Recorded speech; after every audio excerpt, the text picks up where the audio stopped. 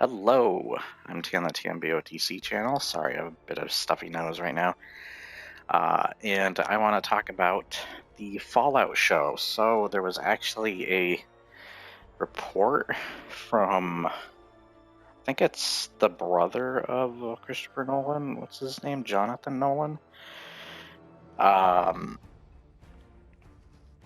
So I'm trying to get it up here because I sent it to my friend Dave and I was talking to him at length about it. So he said something like Fallout's director says, this is on Bonding into Comics, Fallout director says it would have been a fool's errand for the series to try and appeal to fans. I don't think you really can set out to please the fans of anything. So that gave me some warning signs because while it's not saying the same thing as some other people where they were in like the case of The Witcher or Rings of Power or Godzilla 98, Halo show, Resident Evil show, the Velma show, and the recent Star Wars stuff, other than Mandalorian and Andor, where a lot of these directors and stuff are very egotistical and think they're being artistic and can go above and beyond the source material and be better than it, higher than it, and then they just turn out crap. But also it feels disrespectful. It's kind of like Rise of Skywalker, where it's trying to appeal to the fan base, but there's not really much you can do there. This is the first time Fallout's being adapted, so it's not really the same situation as Rise of Skywalker, where that at least had two other films to follow that are pretty much hated now. Force Awakens less so. I have a soft spot for Force Awakens, mostly because of my grandmother taking me to see it, and we enjoyed our time with it. She also had a lot of emotion towards Han Solo's character dying off. It was a memorable moment for both of us at the time, so and it's still for me. And God, Last Jedi just felt like a middle finger to just fans. It felt like the director was pretentious while also giving the finger on multiple levels to people watching it. It was very disrespectful to people in the audience in general's intelligence.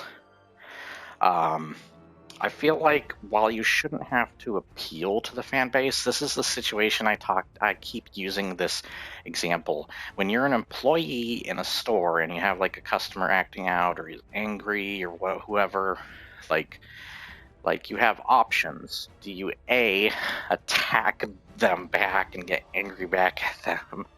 Do you B, try to settle the situation in a peaceful manner and get them what they want and hopefully peacefully they'll leave and nothing bad will come of anything? C, get your manager to take care of it because maybe they'd be better. Hopefully if they won't be a dickhead, just like the previous A scenario. Though at least then it wouldn't be your fault.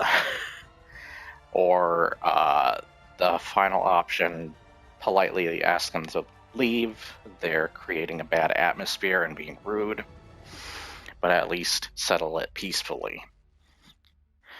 So, and it seems like a lot of the options that have been chosen amongst those for a lot of these scenarios is A.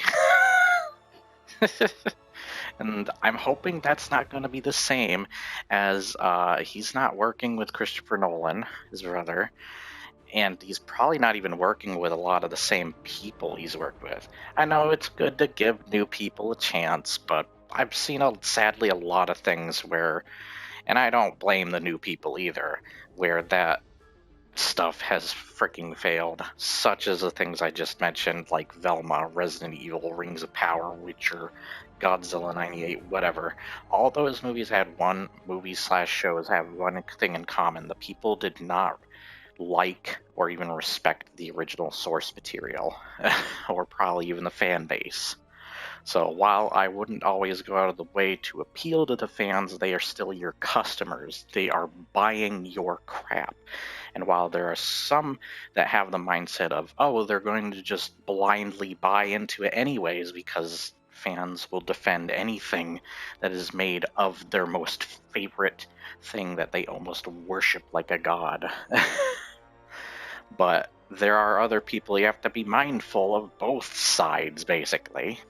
You don't need to agree with both sides, but you gotta at least be mindful of it and not screw up somewhere. And this is a first step to making me cautious about this project.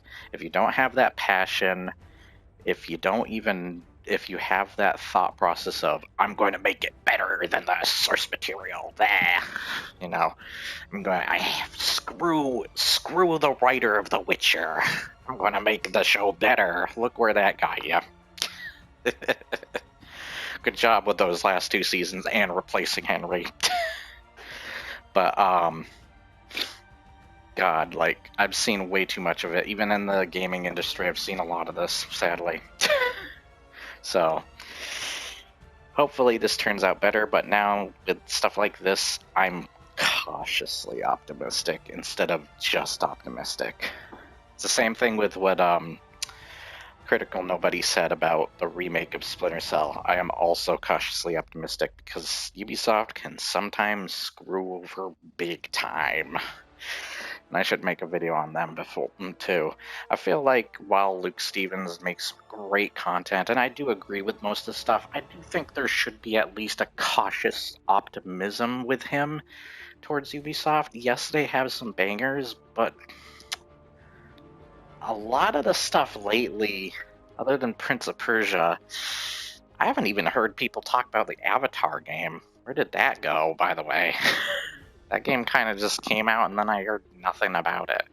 Is it good? Is it bad? Like, it just kind of faded. So, yeah.